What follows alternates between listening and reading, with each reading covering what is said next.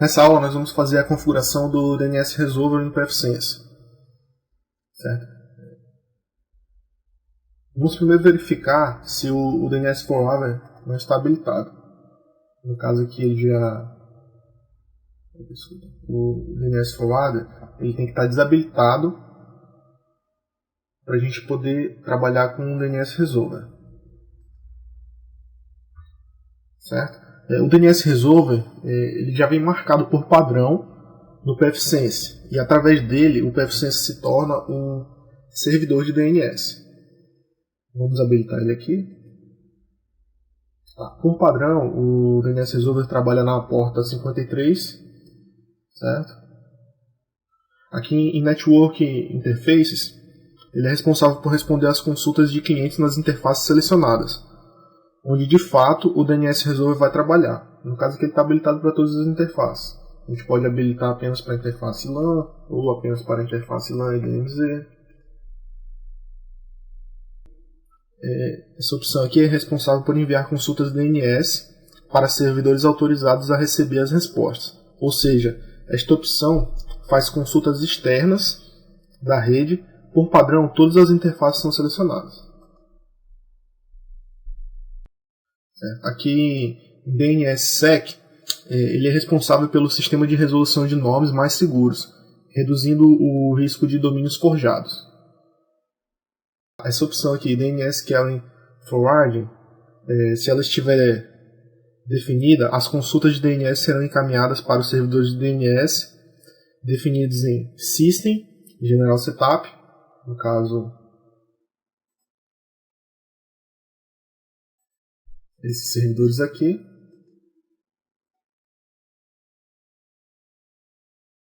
ou aqueles obtidos via DHCP, PPPP na WAN, se a substituição do servidor DNS estiver habilitada.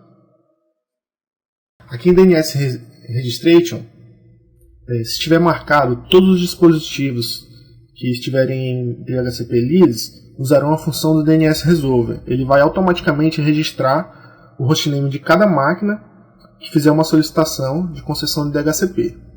Aqui em Static de DHCP, se estiver marcado, todos os dispositivos conectados e mapeados em qualquer aba da interface DHCP Server usarão o servidor configurado. Ele vai automaticamente registrar o hostname de cada máquina que estiver mapeada no DHCP e todas as máquinas que tiverem uma MAC address amarradas aos IPs já serão resolvidos automaticamente.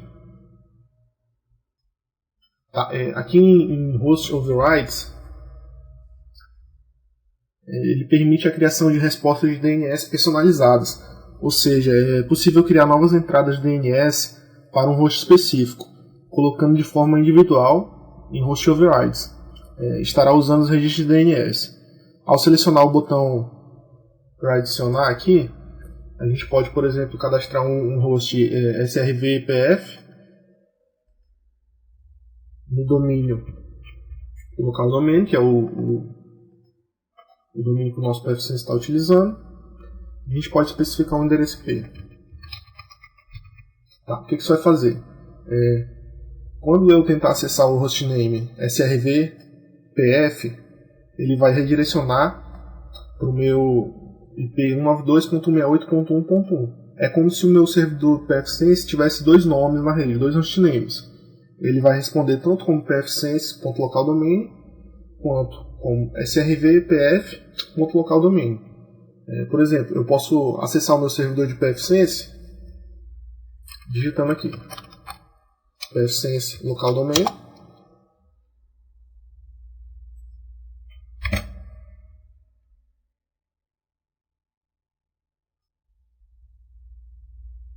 Não acessou aqui. Deixa eu salvar isso aqui, aplicar. No caso, o nosso DNS Resolver ainda não está habilitado aqui. Eu vou habilitar ele. Deixa eu marcar essas duas opções. Vamos aplicar. Nós cadastramos o nosso host override aqui. Eu vou demonstrar para vocês aqui acessando o CMD. Vou dar um ping no meu servidor. O nome dele é pfSense.localdomain. local domínio. Tá, como vocês podem ver aqui, ele está redirecionando esse nome. Como vocês podem ver aqui no caso, o meu servidor de DNS ele está traduzindo, dizendo que esse nome pertence a esse endereço IP, 92.68.1.1. E como eu cadastrei aqui srvpf também, se eu der um ping em srvpf.local domain, ele também vai identificar que ele pertence ao servidor, o IP no caso 192.68.1.1. Eu vou poder acessar o meu pfSense utilizando tanto o pfSense.localDomain quanto o srvpf.localDomain. Dessa forma aqui ele não permite acessar por questão de segurança do pfSense mesmo, mas é só para demonstrar para vocês. Eu posso trabalhar tanto com IP quanto com hostname. Tá. Aqui em Domain Overrides é o seguinte, domínios que devem ser consultados por um servidor remoto especificado. Por exemplo, se houver outro servidor de DNS na rede e as requisições do pfSense devem ser passadas para ele, basta eu configurar esta opção apontando o IP do servidor. Por exemplo, se eu quiser que o domínio do Google, por exemplo, seja traduzido por outro servidor de DNS, eu vou simplesmente cadastrar ele aqui, adicionar, vou botar o domínio google.com e eu vou dizer que esse domínio vai ser resolvido por outro servidor de DNS. No caso, eu posso botar um 92.68.1.10. Desculpa, 92.68.1.10. Deixa eu salvar aqui.